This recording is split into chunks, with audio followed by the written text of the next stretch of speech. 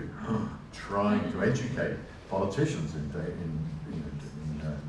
data science. Oh, God, it's hard. Anyway, never mind, we should try. And then, of course, there's specialists, like my colleagues here, statisticians and data science, who are able to perform complex analyses. But, you know, each of us can change our roles. I feel I'm all three of these.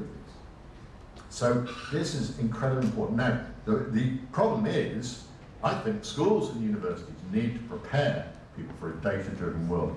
How to do it is not necessarily always clear. I'm on a committee trying to decide about mathematical and data literacy in 20 years' time for the UK. And it's really difficult to work out how to change the curriculum. What can you put into schools? How do you teach? This is not part of maths. This is not part of the maths curriculum. So where does it belong? How do you teach it? So that's not, but we know, I mean, I think this is true.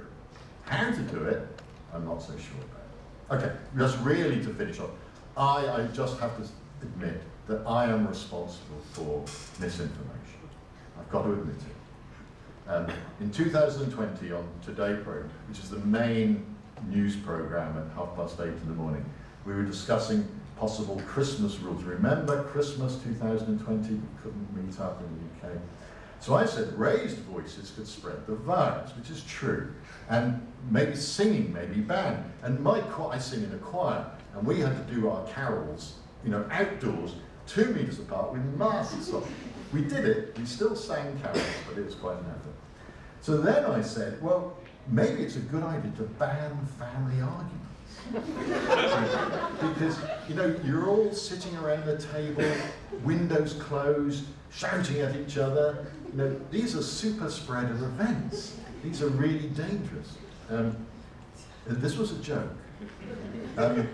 Not everyone got the joke. In the newspaper, families banned from arguing to prevent COVID spread, according to a leading British statistician. So that is one of my finest achievements, is spreading misinformation. So once again, I'd like to thank you all and the whole university for being so generous, so kind to honour me in this way.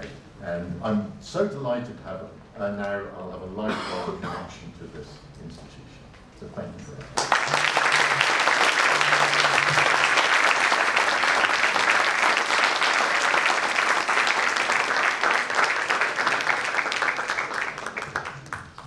Thank you, Professor SPIEGELHALTER. Παρακαλώ παραμείνετε στις θέσεις σας. Please remain seated.